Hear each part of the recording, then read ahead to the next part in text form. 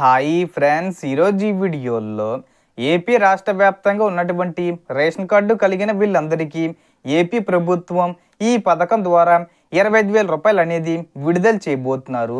ఈ పథకానికి సంబంధించి రేపే లాస్ట్ డేటు అప్లై చేసుకోవడానికి. ఈ తేదీన మీ ఖాతాల్లో డబ్బులు అయితే పడతాయి. ఏ తేదీన పడతాయి, ఎవరెవరికి పడతాయి, ఆ వివరాలు ఏంటో ఈ వీడియోలో తెలుసుకుందాం. సో ఆంధ్రప్రదేశ్లో చేనేత కార్మికులకు శుభవార్త వచ్చింది. జాతీయ చేనేత దినోత్సవాన్ని పురస్కరించుకొని ఈ నెల 7న చేనేత సేవలో పథకాన్ని ప్రారంభించనున్నట్లు మంత్రి సవిత మరోసారి తెలిపారు. ఈ పథకం ద్వారా అర్హులైన చేనేత కార్మికులకు 25,000 రూపాయల ఆర్థిక సహాయం అందించనున్నట్లు వెల్లడించారు. అయితే ఈ పథకానికి దరఖాస్తు చేసుకోవడానికి గడువు చాలా తక్కువగా ఉంది.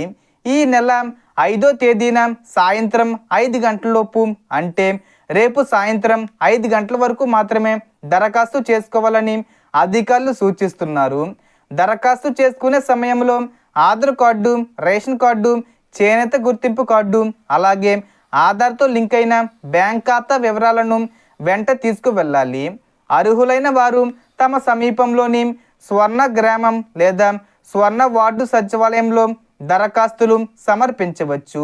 మీరు లేదా మీ కుటుంబ సభ్యులు చేనేత వృత్తికి చెందినవారైతే చివరి తేదీ వరకు వేచి ఉండకుండా వీలైనంత త్వరగా దరఖాస్తు చేయడం మంచిది.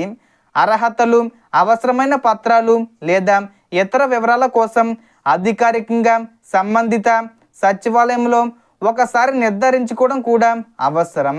సో మొత్తానికి ఈ పథకానికి అర్హులైన చేనేత కార్మికులు రేషన్ కార్డుతో పాటు ఆధార్ కార్డు, చేనేత గుర్తింపు కార్డు, ఆధార్తో లింక్ అయిన బ్యాంక్ ఖాతా వివరాలు తీసుకొని ఈ నెల 5న సాయంత్రం 5 గంటలలోపు అప్లై చేసుకోవచ్చు.